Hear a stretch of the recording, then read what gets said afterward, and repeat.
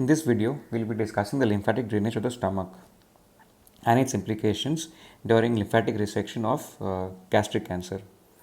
Now, let us first look at the lymphatic drainage.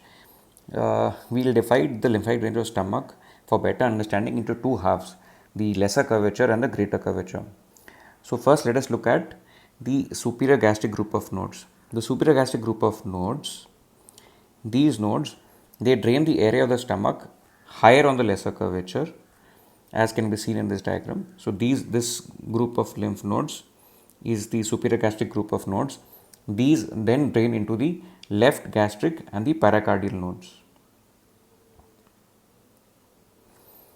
Next, lower down on the lesser curvature near the pyloric part of the stomach, we have the suprapyloric group of lymph nodes. Now these suprapyloric group of lymph nodes, they drain the antral segment of the stomach, and these further drain into the right suprapancreatic lymph nodes. Now, having seen the lesser curvature, let us now look at the lymph nodes which are draining the greater curvature. Now, in the greater curvature, as you can see, there is higher on the greater curvature, you can see the pancreatorenal group of lymph nodes. These pancreatic group of renal lymph nodes will then drain into the left gastroepiploic and the splenic lymph nodes. Lastly, lower down on the in the greater curvature near the pyloric region, we have the inferior gastric subpyloric group. These will drain into the right gastroepiploic region. Now, you can see over here that there are 4 subdivisions. So, this is what this picture is from Sabiston, and you can see there are 4 subdivisions over here. So, this is one.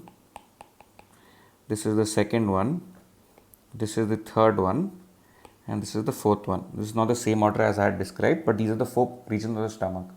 Now, all these 4 zones of lymph nodes, they ultimately drain into the celiac nodes. So, all 4 are going to go into the celiac group of lymph nodes, which will then drain into the thoracic duct. Now, although these lymph nodes, they drain different areas of the stomach, these 4 different sub areas. However, a gastric cancer, it can metastasize to any of the 4 nodal groups regardless of the cancer location. What this means is that supposing we have a tumor, say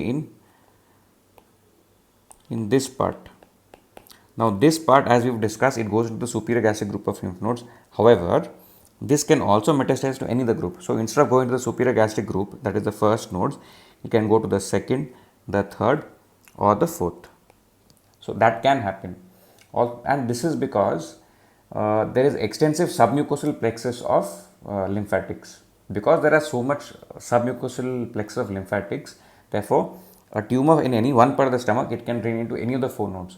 Also, you will find there is microscopic evidence of malignant cells which are usually which may be present several centimeters from the gross disease.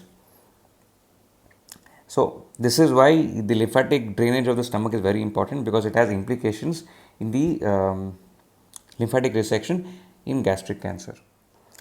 Now, the 4 regions of the stomach that we have seen earlier, 2 on the lesser curvature and 2 on the greater curvature, which drain into the various lymph nodes. Let us see those lymph node groups. So, higher up on the lesser curvature, we have the paracardial lymph nodes. So, you can see the nodes around the cardia. These lymph nodes, these are the paracardial lymph nodes. So, these are the paracardial lymph nodes. Then you have the nodes around you have the nodes which drain to the left gastric group of nodes. So, this is the left gastric group of nodes. Then lower on the lesser curvature, near the pyloric antrum, you have the suprapyloric nodes which drain. These are the suprapyloric nodes as labeled over here. These drain into the right superior pancreatic node. This is the right superior pancreatic node. On the greater curvature, so these 2 groups of nodes on the lesser curvature. On the greater curvature, we have the pancreaticorenal group of lymph nodes. These will drain into 2 groups of lymph nodes. First is the splenic nodes, as seen over here, and secondly you have the left gastroepiploic or the left gastromental nodes, which are seen over here. Now, lower down on the greater curvature, you have the right gastroepiploic nodes. These right gastroepiploic nodes, they are they are the draining group of nodes for the inferior gastric and the subpyloric group of nodes. So now together these groups of lymph nodes, that is the paracardial, left gastric, the right superior pancreatic node, the splenic node, and the right gastroepiploic nodes. Now together all these nodes, they drain into the main lymph node of this region called the celiac group of lymph nodes, or the celiac nodes. This is the celiac node. This celiac node will eventually drain into the thoracic duct. So you can see the celiac nodes over here. These are going to drain into the thoracic duct eventually. Now these have a direct communication to the thoracic duct as well as to the cisterna chyli. So it can either drain directly to the thoracic duct or it can drain into the cisterna chyli, which will then continue into the